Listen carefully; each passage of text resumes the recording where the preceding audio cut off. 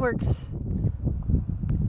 I'm out at the bunker again, or the hideout again, where I was last week. It's a little windy out here, and I got you guys propped up on a rock, so the wind's kind of blowing my phone around a little bit, so sorry about that. I'm in the book of Esther. Hopefully that stays. I hope that stays, because I've been trying to do this for the last 20 minutes now. I've been trying to get my phone propped up right. And to get the dog to stay long enough. I think she's set. Phone's set. Alright, we're set. Alright. First of all, you know what? I want to pray. Father, Jesus, Yeshua, I want to pray for your guidance in the Word. I want to pray for your guidance in this world right now. And I want to pray that I keep my mind and my heart on track and stay and focus on what matters. In Jesus, Yeshua's precious name I pray. Amen. Alright. So, Esther 3. After these things, did King Ahasuerus promote Haman, the son of Hammedatha, and the Agite, and advanced him and set his seat above the princes that were with him. And all the king's servants that were in the king's gate bowed and reverenced Haman, for the king had so commanded concerning him. But Mordecai bowed not, nor did him reverence. So Mordecai is obviously upset that Haman got this promotion from King Ahasuerus, so he did not bow in acknowledgence or reverence to Haman. The king's servants which were in the king's gate said unto Mordecai, Why transgressest thou king's commandment? Why didn't you bow? They are asking him. Verse 4. Now it came to pass when they spake daily unto him, and he hearkened not unto them what they told Haman, to see whether Mordecai's matters would stand, for he had told them that he was a Jew. When Haman saw that Mordecai bowed not, nor did him reverence, then was Haman full of wrath. So Haman was upset because Mordecai didn't show him reverence. And he thought scorn to lay hands on Mordecai alone, for they had shewed him the people of Mordecai. So Haman wanted to hurt him. He wanted to lay hands on him. And he was also showed the people of Mordecai. And, okay? That's why I tell you, don't go running off, because I can't get to you. Sit down. Sit down. Or you're not coming out on these anymore if you don't listen.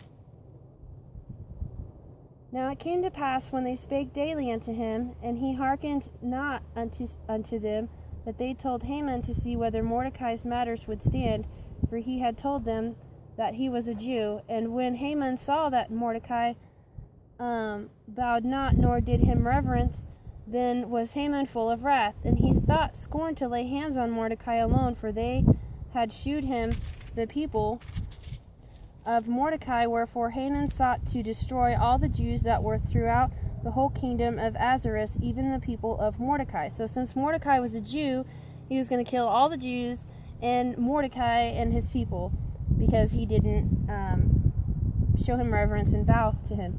In the first month, that is the month Nisan, in the 12th year of King Ahasuerus, they cast pur, that is the lot, before Haman from day to day, and from month to month, to the 12th month, that is the month of Adar.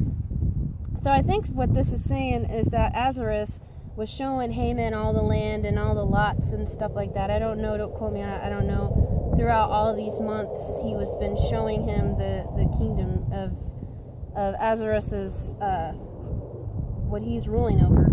And Haman said to King Ahasuerus, There is a certain people scattered abroad and dispersed among the people in all the provinces of the kingdom. So yeah, he was showing him all the provinces and all the stuff throughout the months. He was showing Haman, Ahasuerus was showing Haman all the provinces and all this stuff for 12 months. And Haman said unto Ahasuerus, There's a certain people, hold on.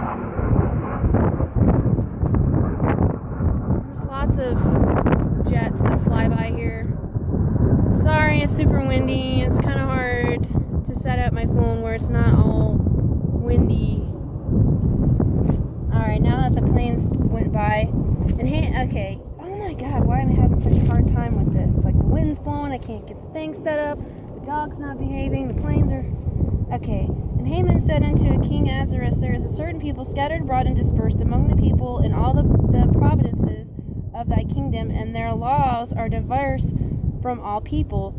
Neither keep they the king's laws, therefore it is not for the king's profit to suffer them.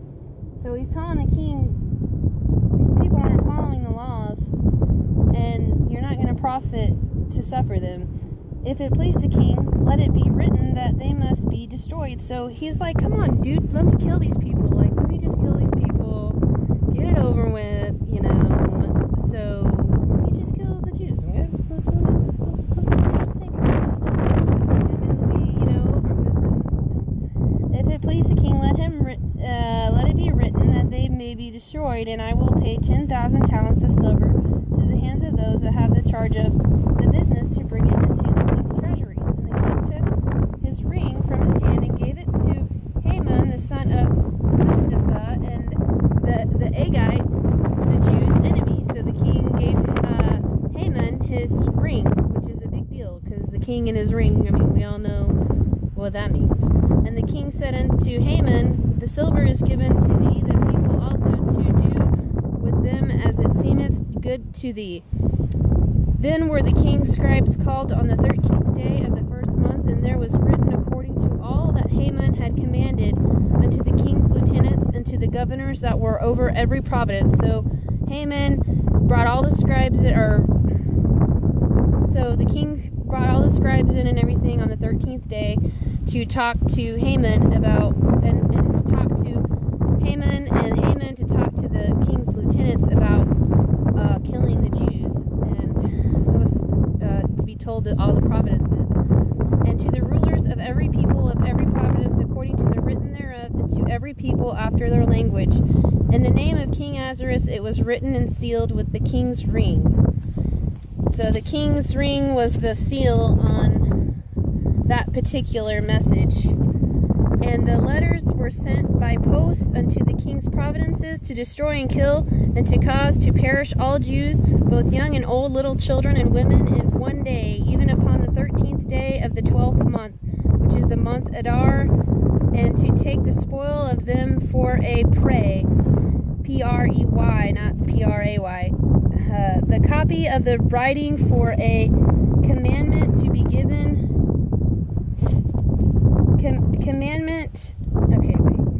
The post went out being passed in by the king's commandment, and the decree was given in Shushan the palace, and the king and Haman sat down to drink, but the city Shushan was perplexed. Wait, I think I'm going to go back before. I think I missed something. 14. It's really windy and my pages are blowing all over the place. The copy of the writing for the commandment to be given in every province was published unto all people, that they should be ready against that day. The post went out being hastened by the king's commandment, and the decree was given in Shushan the palace, and the king of Haman sat down to drink, and the city Shushan was perplexed. So the city was perplexed of the king Haman's commandment that, you know, we're going to kill all the Jews by this certain amount of time in this day, and whatever, we're gonna kill all of them, young and old, women, child, it doesn't matter. So back in those days, it seems like it was so harsh. Like, that's why I try to tell people, even though our government is so messed up, like, I know our government is really messed up, but really don't take it for granted. Enjoy the time that we have left before all this shit goes down, like, for real, because just be lucky that we don't live back in those days where, you know, sit down. I don't want to be worried about you, so stay there, please. But, you know, like, we need to not take that for granted right now. We need to enjoy every time a bit we have left with to love other people, to love other people, to spread the gospel the best we can, the best we know how. We're not all scholars, we're not all pastors, we're not all well read, but I think what matters is that we love Jesus Yeshua. We're trying to spread the gospel the best we know how. You know, I'm no scholar. I haven't went into no seminars or any studies or anything like that. But, you know, when I come up in the mountains, I feel better than when I walk into a church and things like that. And I've learned so much from the people that I've met off of YouTube lately.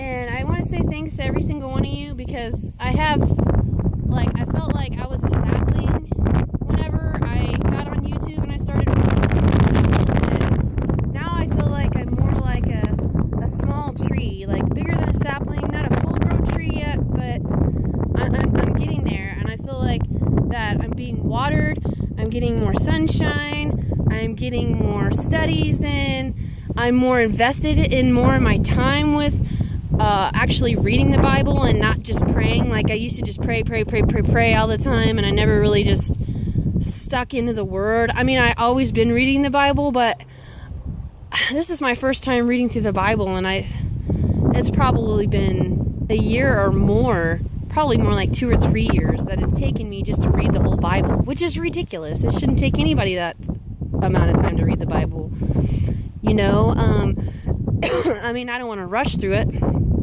but, you know, to be honest, you know, the reason why I'm not all the way through it yet is because I got lazy about it, you know. I'm not a really big reader of books in general. Like, I don't read a whole bunch of books. So when people are like, wow, how do you know all this information and blah, blah, blah, blah, blah, it's from experience. And it is from reading the Bible too, but I've watched a lot of videos. I've researched a lot on different pastors' perspectives, different people's opinions on the rapture, Armageddon, tribulation, the end of the world, how it's going to happen, how it's not going to happen, blah, blah, blah, blah, blah, all these different things.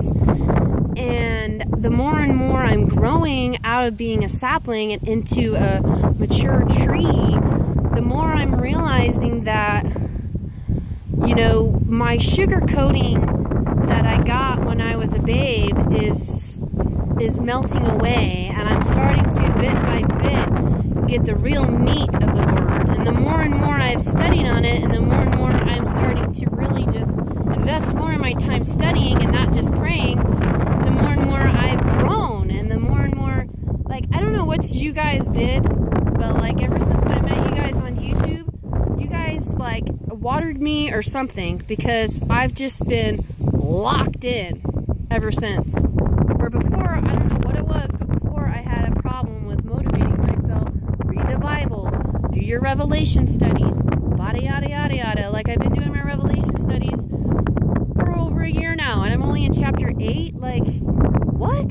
Like, with my drawing revelation study. And so basically what I'm trying to say is, thanks guys, like, for real. It's just, like I said, I don't know exactly what happened. I just know that God's really using me, and I'm really learning a lot lately, and I really feel really blessed to know you guys and to have this boost of spiritual energy to where I'm more motivated than I was before. It's like every year to every day to every month to every year, God's just been baby stepping me into where I am today. And you know, everybody has their baby steps or their walk and spiritual walk, and I'm getting to where he's been baby stepping me little by little, because, you know, I feel like he doesn't want me to get so overwhelmed. You know, we get so overwhelmed trying to figure it all out all in one day, or, you know, at the blink of the eye, you know, we're trying to figure it all out. And there's a time to slow down, relax, read the Word, you know, and I'm just loving it. I'm at 15 minutes, so I gotta go. Love and peace.